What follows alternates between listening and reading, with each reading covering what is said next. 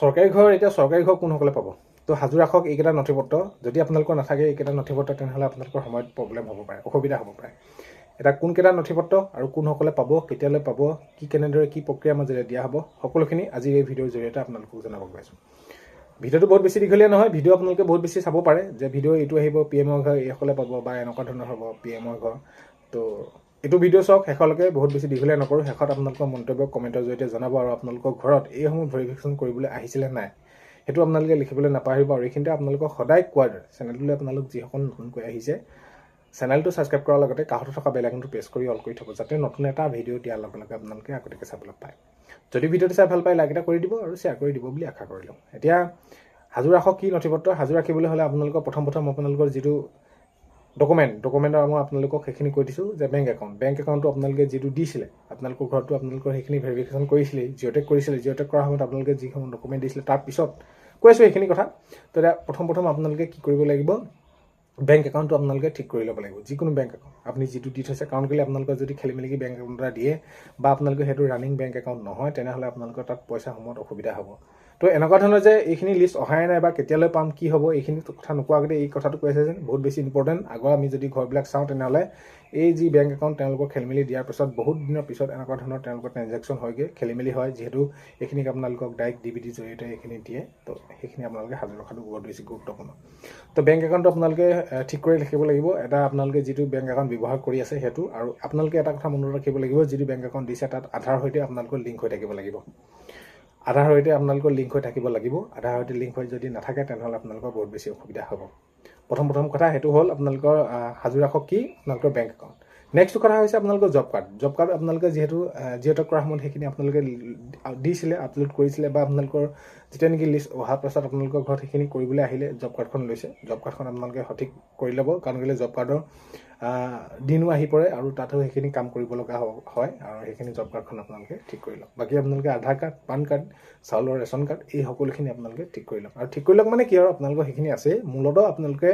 bank একাউণ্টৰ সৈতে আপোনালোকৰ আধাৰ কাৰ্ড লিংক কৰি লওক আৰু আপোনালোকে জব কাৰ্ডখন সকলো যদি আপোনালোকৰ ঠিক হৈ থকা নাই ঘৰৰ কোনোবা তেনেদৰে তাত লিংক কৰি আপোনালোকে যোগাযোগ কৰি লওক এতিয়া আপোনালোকে চৰকাৰী ঘৰটো কেতিয়ালৈ পাব এতিয়া যদি আমি চাওঁ তেনেহ'লে নিৰ্বাচনৰ প্ৰাকখনত মুখ্যমন্ত্ৰী মহোদয়ে জনাইছিলে যে প্ৰায় লাখ পৰিয়াললৈ চৰকাৰী ঘৰ আহিব আৰু কেন্দ্ৰীয় চৰকাৰৰ পৰা সেইসমূহ অনুমোদন পাইছে এইকাৰণে পাইছে যে আগন্তুক পূৰ্বতে যিসমূহ ঘৰ আহিছিলে সেইখিনি সুচাৰুৰূপে কৰাৰ বাবে আগন্তুক আকৌ সেইখিনি লাখ পৰিয়ালক দিবলৈ গৈ আছে আৰু এতিয়া যিসকলৰ জিঅ'টেক কৰাৰ পাছত পঞ্চায়তৰ পৰা মানুহ আহি আকৌ আপোনালোকৰ ঘৰত সেইখিনি সোধ-পোছ কৰিছিলে আপোনালোকক জিঅ'টেক কৰিছিলে আপোনালোকৰ ডকুমেণ্টবিলাক লৈছিলে অৰ্থাৎ অলৰেডি লিষ্ট আহিলে সেইসকল লোকেই আপোনালোকে চৰকাৰী ঘৰ পাবলৈ গৈ আছে আগন্তুক সময়ত পাব আৰু এতিয়া প্ৰথম পৰ্যায়ত কিমানখিনি লোকক এৰি দিয়ে ৰাজ্য চৰকাৰক তো সেইখিনিৰ ওপৰতহে নিৰ্ভৰ কৰিব আৰু এটা কথা মন কৰিব আপোনালোকৰ প্ৰথম আহিব আপোনালোকৰ জিলাৰ ওপৰত আহিব জিলাত কিমানটা ঘৰ দিয়া হ'ব তাৰপৰা আহিব আপোনালোকৰ ব্লকৰ পাছত আহিব আপোনালোকৰ পঞ্চায়তৰ পাছত আহিব আপোনালোকৰ ৱাৰ্ডত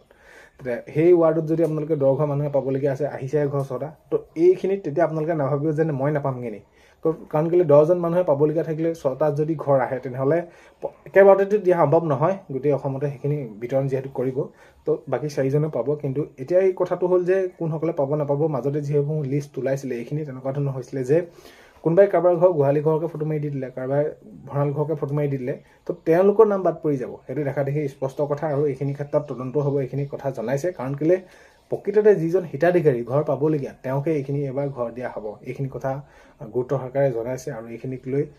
বহুত বেছি কঠোৰ হোৱাও সেইখিনি কথা কৈছে আৰু আগন্তুক যি নিৰ্বাচনটো হৈ গ'ল এতিয়া ফলাফল আহি আছে নিৰ্বাচনৰ ফলাফলৰ পাছতে চৰকাৰ যেতিয়া গঠন হ'ব আগন্তুক সময়তে আপোনালোকে এইখিনি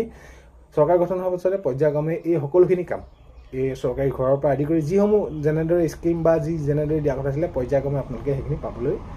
আপোনালোকে সেইখিনি সক্ষম পাব আপোনালোকে এটা কথাটো হ'ল কি এই ডকুমেণ্টসমূহ আপোনালোকে সাজু ৰাখক আৰু যিসকলে পাবলগীয়া তেওঁলোকে দিব প্ৰথম আৰু বাকী সেইখিনি খবৰ আহিবই আপোনালোকলৈ মোবাইল নম্বৰ যিহেতু নিছে নহ'লে আপোনালোকে পঞ্চায়তলৈ লিষ্ট আহিব তাৰপিছত পৰ্যায়ত আপোনালোকৰ সেই নিৰ্দিষ্ট সময়ত আপোনালোকৰ একাউণ্টত পইচা সোমাই যাব